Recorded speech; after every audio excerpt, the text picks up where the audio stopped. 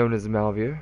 It is a civilization or group of people for a play style that are technically indestructible. They come with peasants or settlers for you to interact with, watch over. And to do that, we're going to look at our map, this place here, and our book and quill, which has our cities. So let's open this up and let's get it started. So our first city is the town of Wavering. It's located at -67x, y79, z -424. So this is like a farm community that people can start off in. So let's say I'm going the wrong way.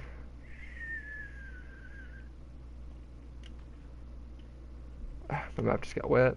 I'm trying to fly a little bit. Alright, let's see. I'm going the wrong way now. Alright. Sorry. If I go outside the edges of my map, the arrow is not the best. So now we're heading in the possible right direction. This should be it. I guess I should be going that way. The map is very big. This is terrible right now. There we go, I can actually see.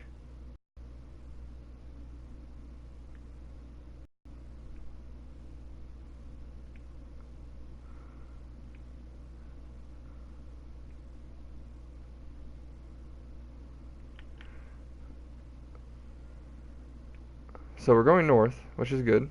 X is increasing. However, I feel as if I'm going the wrong Z. So I need to go straight this way. Alright. I think we've made progress. Obviously, there should be water. I should be over green land right now. Once I'm in the borders, we should be fine. But this will be the PvP server Malwier, which, if you have PlayStation, you will be allowed to join. Just get my gamer tag, which is my name, Big Carmen. Alright, there we are. Rough. If you join, this is a Skyrim server, which doesn't matter if you can't save, because I'll be hosting. Therefore, it saves under me, so any data you have or anything you have on you stays. You'll just follow my cursor, or my username, minus the BWMI, which is just a clan tag. So it's big-carmen_005, big_karma5. Here we come to the first city of Wavering. This is our small city, and therefore will be the weakest of our people. It will be upgraded a little more before the server comes live in a few days. There will be this wall will be removed right here. It'll be extended out, and there will be a keep put in for the leader. But as you can see, it's got a nice farm community. Lots of farm community. Over here's more. Very farm based. Settlers that you can interact with. This one offers emeralds for arrows. Cooked fish for emeralds. Paper, and they give you emeralds. This one here gives you paper for emeralds. I think this library. This one gives you emeralds for books. So there's a nice community here. Wheat, you can see farm community, bread. They offer a lot. They're actually settlers, arrows. So it's a very bow nomadic civilization. They will have a horse pen, and they will have some saddles to start off. Your job will just be tame your own. So as you can see, it's kind of rough around the edges. It's not really an imperial city, but it is a farming community that will be extended out to there. That wall there you can see right here. It'll be extended to here, and with this wall we'll come all the way out to here, and I'll put in a keep for the leader of this little town. And this town, your job will then be to harvest your goods, protect your people. Any other players who do not wish to lead, they can join you. You can have your own little group. You can be horse archers. This group, they are eligible for horse archers, which I mean anyone can do it, but only this. As of right now, this is the only group. There may be one more added that are allowed to ride horses and shoot bows, making them really effective. Nomadic, and they can trade with anyone they want. If you see here, it looks like there used to be a road. It's because there was. Unfortunately, I had to put trapdoors because a creeper blew up. I don't know. My road got removed. It'll be edited out. So that is the first and smallest city. Let's open our book. So now we're going to the City of Gold, is what it's known as. It's just a name. Doesn't mean it's full of gold. However, it is a rich city. Very rich. There are what you would call Eastern or our sand style people from the world of Malwier. So Middle Eastern, African, that type of look. Doesn't mean that's how you have to play. It's meant to be a place in the world. You know, they naturally have, and they're rich. They are really rich, as you can see here. As we approach, they have a nice booming civilization. They have a temple of fire, so it's a lava-based temple. They don't have the best farm system. As you can see, it's just a bunch of wheat. It's because, let's face it, they're in the desert. They require livestock more, so they have sheep and cows. Now their people continually get in there. They wander in and they just can't get out. It's quite funny. They know how to open doors, but they cannot open gates. I will get them out for people, but they have a nice bigger population compared to before. Arrows here as well. The blacksmith here offers leather caps for emeralds. It's a little different bookshelves, and they have a decent little garden, but nowhere near as much of the production as the other one. They also have what is known as an arena. It's not the largest arena, but it is arena. Players will be allowed to fight here to the death. They have bleachers for people to watch. This is the arena. People can fight here for coins, gold, silver, gold, iron, any other thing they want. Now, the perfect seat, however, is the leader of this place. Rich with their beacons, their personal seats, they can see the game from a distance with relative safety, and they're protected by iron doors. So no one can come in without, so no one can just chop through the door, as I just did. What a dummy. That is my fault. We'll fix that really quick. But if I wasn't in creative mode. And now each person this is like the storeroom. They have goods. I'm just doing a quick little thing. Stuff in there, that's all you get to see. To see that they will start with stuff, whoever picks leader here. Your soldiers, then you'll have to pay them. This is the throne. It's not the best looking throne, but it is their throne. It's meant to be unique. They have their special doors. Every Civ has its own unique door. They have their horses that are already named. They have Ukbar, Sultan of the Sand, and Saladin. These are names I took from a book I read, to be honest. They're like desert racing horses. This has been found. I did not put this here. I cannot spawn cages. These are actual things that they would get if they open up these chests. That is their excavation site. Here's their blacksmith and armor, as you can see. Their crafting table and all that. It's all theirs. This is like the people's. So this would be where if you had a worker who specialized in making stuff all day or mining, that would be their pit. The rest of these are just mainly individual houses for their people. But this is the city of gold. They are known, if I showed you more, if we went down in deep in that tunnel, lots of gold reserves, even some diamond. And here with this, if they ever got inventive with their Temple of Fire, they could theoretically produce their own obsidian. Alright, to the next city. So next we have the northern town of Dinram. So this would be your Nordic people. Obviously it's northern town. But they're possibly my favorite. They're one of my favorites. Not my favorite, but yeah, okay, this is my favorite, let's be honest. I didn't build it the best though. It's my favorite because I like northern people and I like northern architecture. I took this from a Viking style settlements.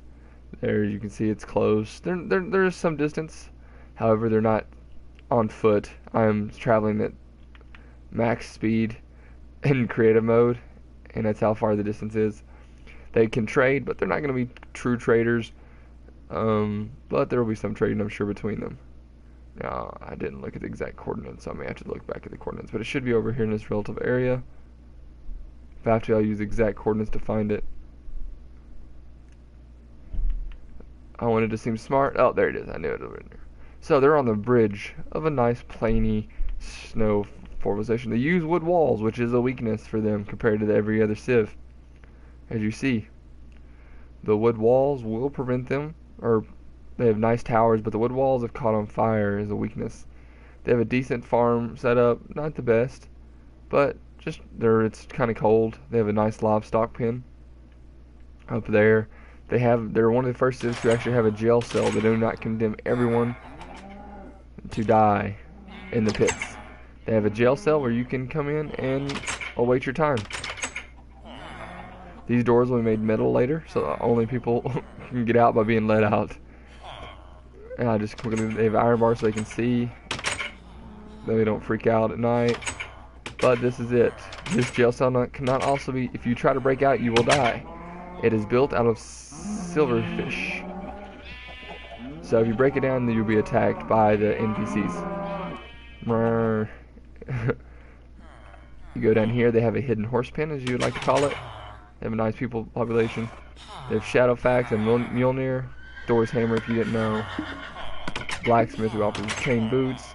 They're a metal sieve, so they have a nice mining camp, as you see there. She sells you emerald for gold ingots. Over here they have what's labeled as their mining guild. Drops straight down into a room full of coal. Very unique. This seed I found is a very unique seed. Over here they have a blacksmith, who happens to be by the armor and weaponsmith. So this is their weaponsmithing. They're known for their good armor and stuff.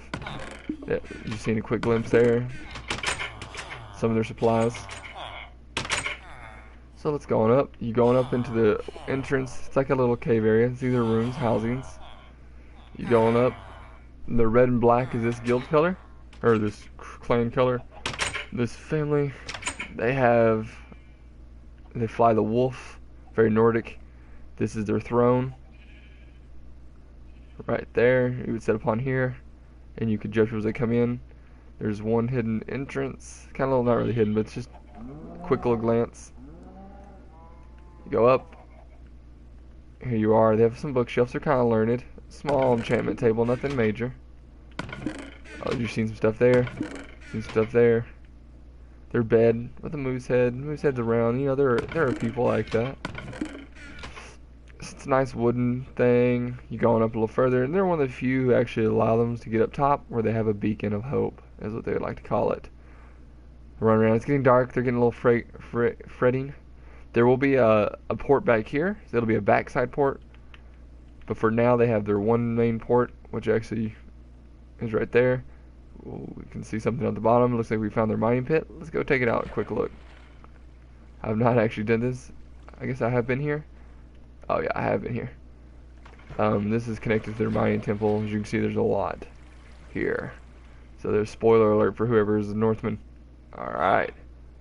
Very, very hard place to siege. Especially if you join the server. There's specific rules that prevent complete, utter destruction, I like to call it. So this would be a tougher place to attack. There's their port. They can sail. Every place will be connected by water, almost, as they're about to head to their biggest trading partner. We open the book. We have the Mountain City of Drakon. As you can see there, X240. So let's head there. The Mountain City of Drakon is directly this way. You can see there's a lot of water here. All this water links them. I'm going to follow the water path that links. So from dock to dock, they can travel by water, which would be faster because boats actually move. On these straight stretches, you can really move fast with a boat. So if you'd follow this path, which can be widened if a group get in there and they choose to widen it, they can do it personally. Always remember that. And we enter the Mountain City of Drakon. Now this is a city of a rich city, possibly the richest in the game, though do not boast it. You would head to there at their dock, and this is the only way in. Lit by their dragons. You pass through the water, down the stairs into the single door. When entering, the mighty pillars await you. You have their little mountain houses. They do not believe in doors for people. Pretty open society. Now, because this is a weaponsmith armor, it is enclosed, and there happens to be a blacksmith inside offering iron boots. As you move around, you can see you go down the stairs, and there's a hole in the ground, which I'm sure some have fallen and died. But that is the way of such things. This is their mining area. This is one of their many mining areas. As you can see, they are rich with gold. Rich with gold. That's all I'm going to say. And they are rich with gold. That is one room. So they are a very rich civilization. However, they will means with richness comes great enemies. You would then pass the corridor of courts, and you'd enter their. They have a nice little food setup, not much, but enough to survive if need be. Growing right there. They have a treasury, locked by an iron door, which is impassable. Here they have their mine prison. If you work, it equals freedom. That's their motto. So they'll put you in, and work you must. You can work the mines. You might find your own way out in the mines. But the point is, if you work enough, you can come back and leave. It gets dangerous the further down you go, but such is the price of committing crime. You can work your way for freedom. There's water in there so they cannot drown. They'll bring you food, and you're free to see the food that you will soon eat through their kingdom. The jailer will lock you in, and that is it. Now we have the obsidian throne, or not, the quartz throne from which they judge all. Behind this is the king's room, which is not as impressive as some king's rooms, but how do you get in? Hidden button. You see there. That was a hidden button. The dwarves use a lot of hidden stuff. Blocks of diamond. Stuff inside there. Heads of trophies of slain enemies. They have lots of stuff. I would like to show you the stuck. The treasury room, but however I cannot, because I'd have to show you how to enter, and that can be hurtful to the people who play as dwarf. So what I'm gonna do, maybe edit this out. Alright, you've seen it, I don't care. This is the dwarven treasury room. They have enough gold down there. I mined out all the gold I could and smelted it, and this is what it made. And there's still more down there. This seed is great. If anyone ever plays Skyrim mod, let me know and I'll give you the seed. Can't guarantee that everything will be there, I don't guess, but this is how much gold I've already found as dwarven people. Lock this one.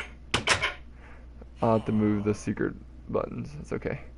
But that is the Dwarven City, or the Mountain City of Drakon, for whoever takes it over if you're not dwarf after this. It's a rich city. A lot of people are going to want it, so remember that.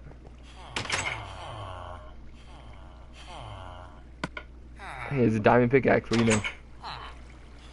Pass through the watery. This would be a hard place to attack from as well. You have to come from the side land or the sea. You have to pass up the stairs or build a ramp all the way to the top. Now there's 2 cities left, but only one's marked. We're heading to the water city of Athgos, which is located out here and is the biggest trading partner of the dwarves. They have advanced technology and their unique city.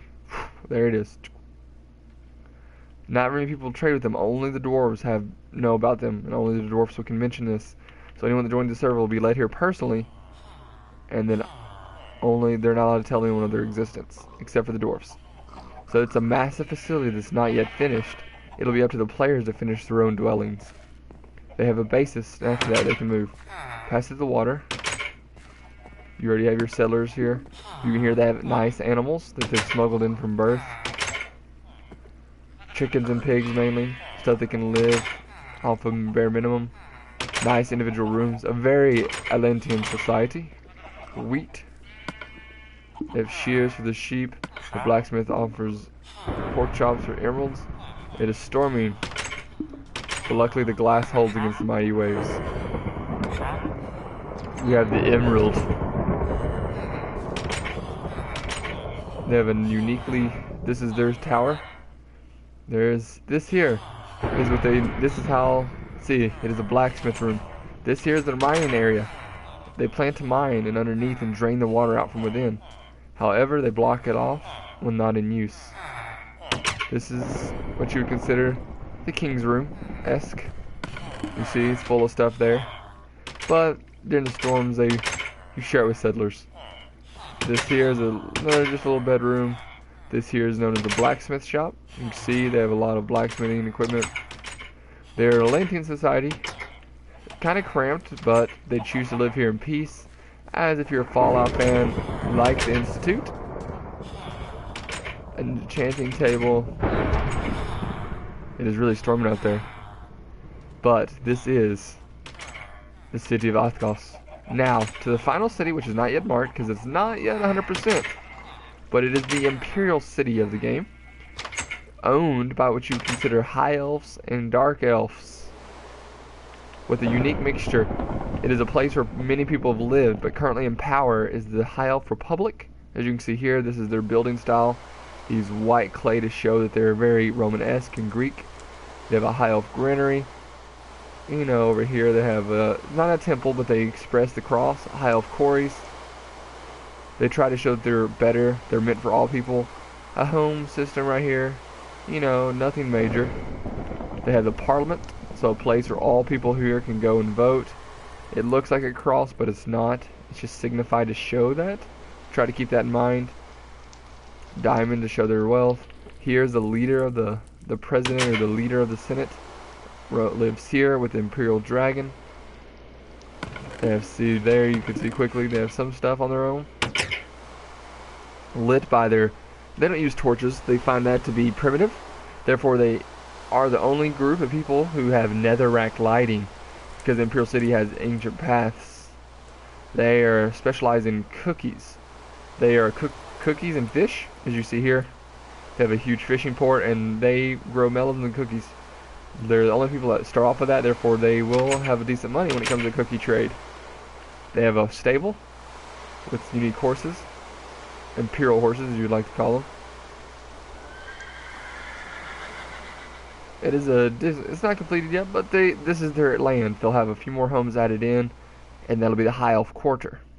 However, their competing enemy or rival is the Dark Elf Quarter, who want to be dictatorship. Very one leader. Their ports out the other side. They, as you can see here, have lots of potatoes and carrots and grain. So bread and carrots, bread and potatoes. They have a nice they have a nice cow farm, so they'll have beef. They have a nice home district. There's currently more dark elves than there are high elves, which makes it hard for the high elves, but that is their home. Let's see here. So this is just a regular old home for a bunch. Over here we have Dark Elf Excavations. It's also their mining area. As you can see here, lit by netherrack. And there they drop down into their mining. Very, very powerful group. Currently, right now, there's a pool here made by the ruins of the very first High Elves who ruled. The prison is from the leaders before the current High Elf and Dark Elf inhabitants. An Imperial group of humans. That's the prison they have. It is a mining prison. It's one of the first. This here is the Imperial Arena. Perfect seating. A tower for people to walk up. There was more seats, but it appears that they caught on fire. If you see, it looks like they're spaced. Netherrack will burn these things up. So, there you go. There will be more seats later once I find a way to keep them from catching on fire. This is the arena. They allow horse battles. There will be hand-to-hand combat. This will be the biggest arena. As I showed you, the High Elves do have an excavation site, which is right here. Pass through it. It's called High Elf Quarries. Clean, sweet, a little smaller, but they expand down quicker.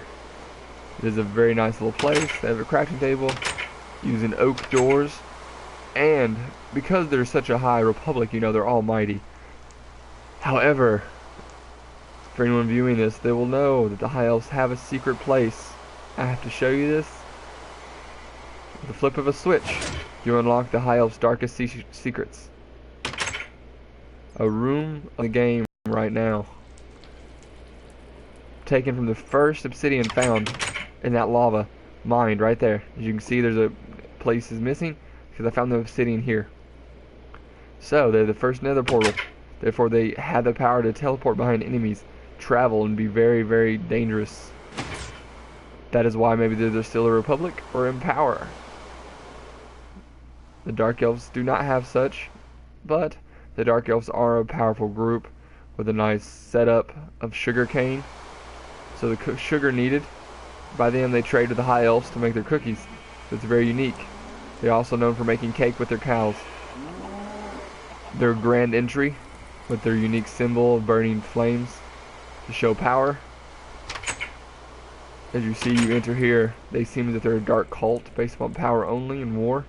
The room of the High King, empty because he doesn't use chests, and so they say. The chests are hidden behind the grand altar. And this is the altar of the Dark Elf. For all those who enter, lit by netherrack up top. They love their netherrack. Burning forever, and their unique setup. So this is the Imperial City, or will be, divisioned off into quarters. As you see, there's plenty of room. However, there will be room left for the new people who just joined the server and want to build inside the Imperial City. Here are the walls. There are no exits yet. Those will be determined by the people who live here. Very big. The pool. Everyone must. It's not really a pool. It's more of a bathhouse. Everyone must bathe, correct? You bathe and leave. So this is known as the Imperial City, or will be. They will have the rights to trade with everyone, while not everyone can trade with everyone. I know that makes no sense, but it's the way of the game. It's all about the game and how you play it, correct? As the High Elves are so close to the trades are worth, so if anyone tries to message you over, you have proof.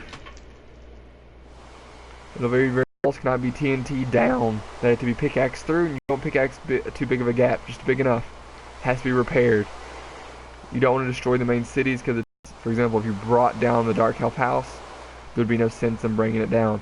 However, if you wanted to claim it, you would storm it, break through the gate with the pickaxe. You can't open it, you have to break through it, kill everyone inside, and you would take their book. And as long as you hold the deed to the city, it's yours. Therefore, you would own the Dark Elf Quarter. If you find that currently the High Elf have the High Elf Quarter and the Imperial City ownership, therefore, if you found them, you could take it all. So, excuse me, sorry. So, in the simple PvP game, you could technically own everything if you had a strong enough following. This game will soon be cross-platform, as most places. Imperial City will be done in a couple days. A day or so. Possibly tonight. You never know. But that is most of the city, and there'll be edits across the board. So, if you have any questions, find me on leave comments in the videos, or find me on PSN. I have to say thank you for watching.